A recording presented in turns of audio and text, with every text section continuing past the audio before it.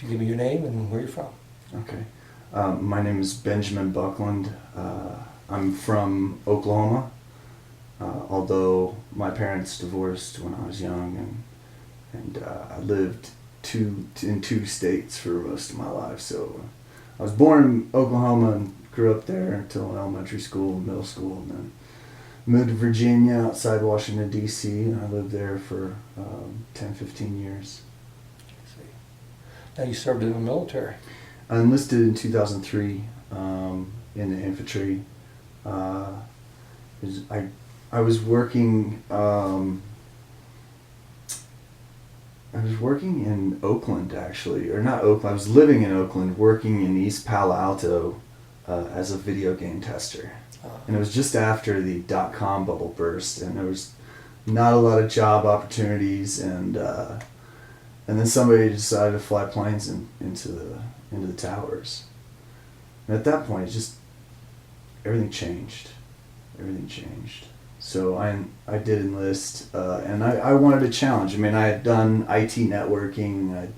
I'd been a musician for a bit, and a jack of trades, but a master of none. But I wanted another challenge, and I saw the Fox News propaganda machine at work, and it was enthralling to see a war actually happening, and I got into it. I enlisted to liberate Iraq and bring democracy to an oppressed nation, and they put me in the 82nd Airborne, and I was in the 1st of 505th. We went through Fallujah in 03 and 04, and the Marines, Fallujah, infamous for the 48 Hours War, the Marines that took the brunt of that replaced us, and we handed that AO to them just as a wave of insurgencies was coming through the city, and I don't think anybody could have stopped that from happening, but that was kind of the first time that I realized that I was in way over my head. I had always been taught the last mass burial America had taken part in was like World War II or maybe Korea, like years ago. And I found myself in a pit in Fallujah taking part in a mass burial after the locals had sorted out their own dead. And yeah, that was... I guess everybody has that day of days, like it's that day of reckoning where you just kind of, is this who I am? Is this what I want to be a part of? So after Fallujah,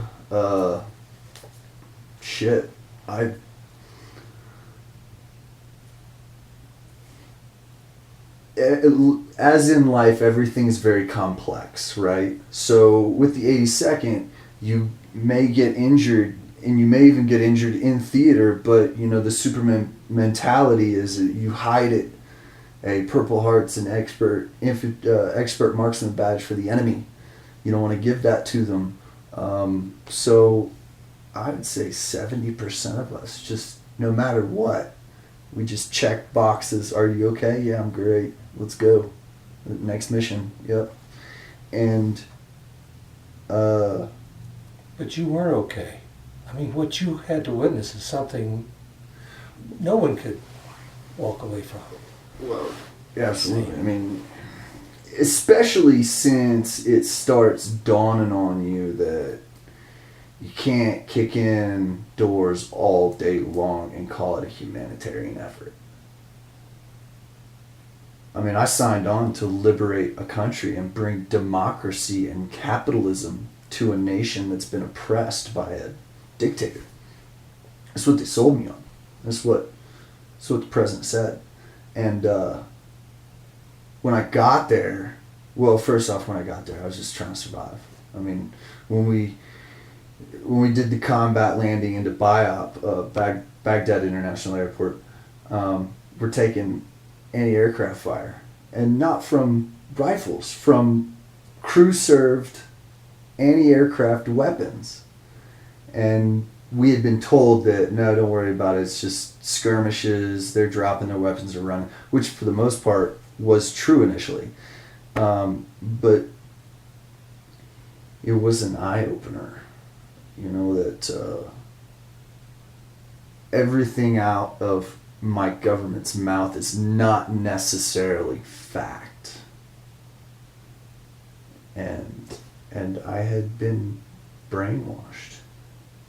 And it was so hard for me to deal with that. And there's just a fiery pit of anger that I hate my government for being the bastards that they are. When I enlisted to bring hope and freedom to nations. And this wasn't what it was about. It was about Halliburton getting paid. It was about Boeing pumping out more jets. It was about KBR doing the mass amounts of things that KBR does, from feeding the troops to security to maintenance of the FOBs. I mean, these contracts are billion-dollar contracts with no notion of human life whatsoever. So, yeah, I the sword that cuts me is two-edged. On one edge, I'm cut by the lies and bald-faced untruths by my government, and on the other, I did it to myself. I drew the blade across me. So when I look in the mirror, it's not even a daily struggle. It's a fucking minute-by-minute struggle just to make sense of it. Just to try and cope with what they had us do. Because they sure as fuck don't know what they had us do. If they had knowledge of what they had us do out there, I mean, if Cheney was in the room while we beat the fuck out of captured Iraqis, he might think about sending more troops over, or bombing Syria, or whatever his warmonger ass is thinking. So yeah, I got hustled. I'm pissed about it.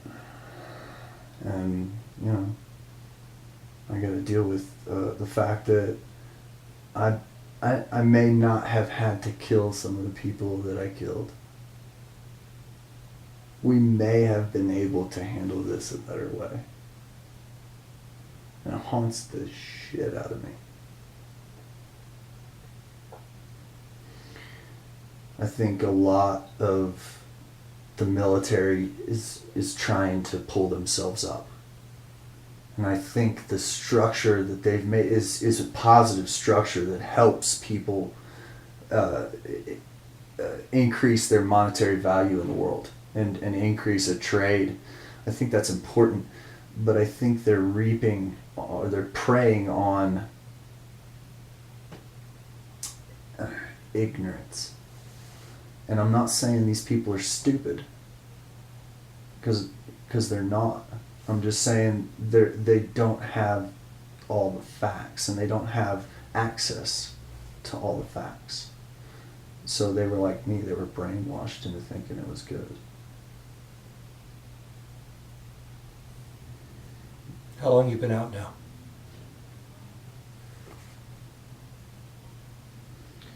16 months and 22 days.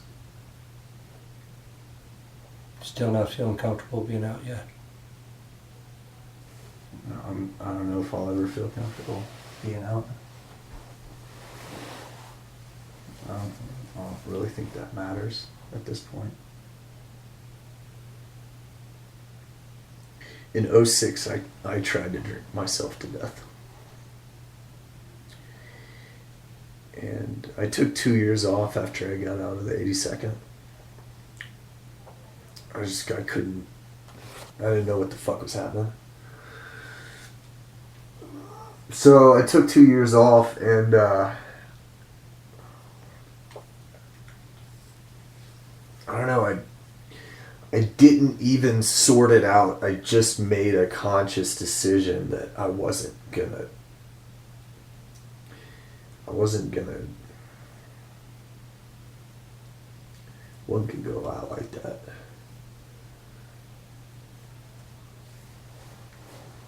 I mean, like, it's fucking minute by minute agony, you know? Like, the brain is a fucked up place.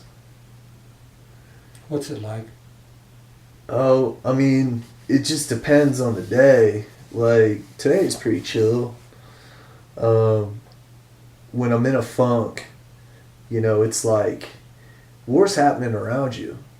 It's happening. You can see it, you can hear it, you can smell it, you can feel it. And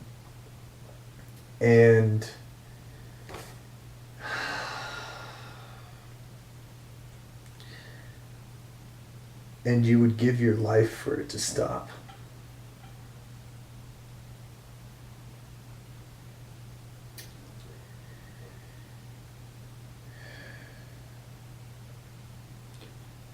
Does the cannabis help? I know you have to ask that question. I'm sorry. I know you have to ask that question.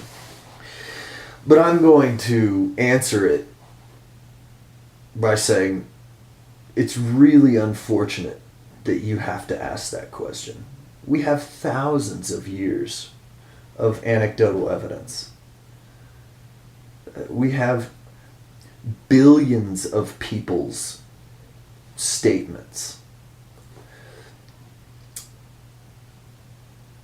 Yeah, it helps. It doesn't just help with one issue. It helps with them all. Every single one. Okay, that's good. We'll break it down. So they were giving me muscle relaxers for my shoulders, just balls of nerves. They were giving me some pretty decent muscle relaxers and some pretty decent anti-inflammatories. The cannabis fixed that instantly, 100%, no side effects, boom, done. Because it relaxes me and enables my muscles to relax, whereas all day I'm walking around like this, ready for combat.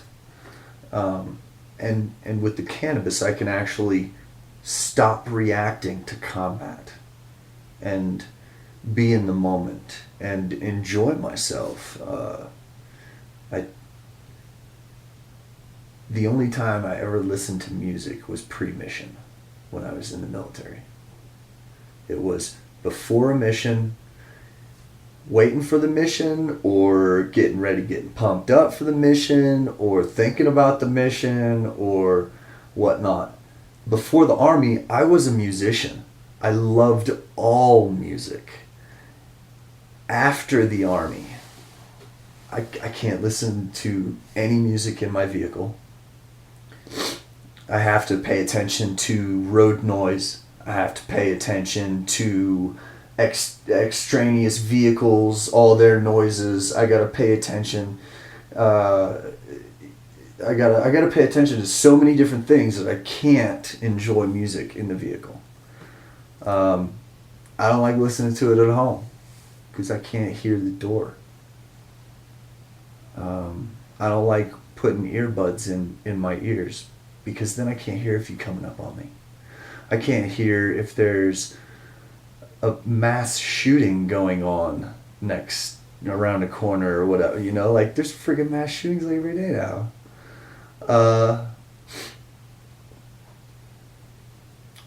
But cannabis has helped me push those boundaries.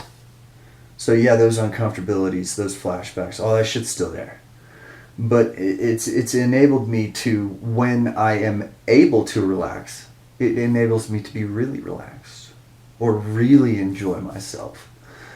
When I'm really stressed out, it brings that stress down a considerable amount. And so the anti-inflammatory agents in the CBD or the CBN or all those that I don't know that are real minuscule that we're still trying to tweak out. Those help me relax my back so that I can breathe without hurting.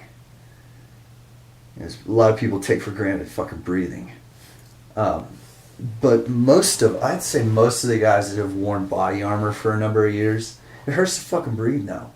Just because our muscles have cramped so much from wearing that body armor and wearing that gear that it's normal. It's every day. Our muscles are at a hair away from a pinch status. You know, where the nerve's just fucked and you have to, I guess I better go get some opiates. You know, that point.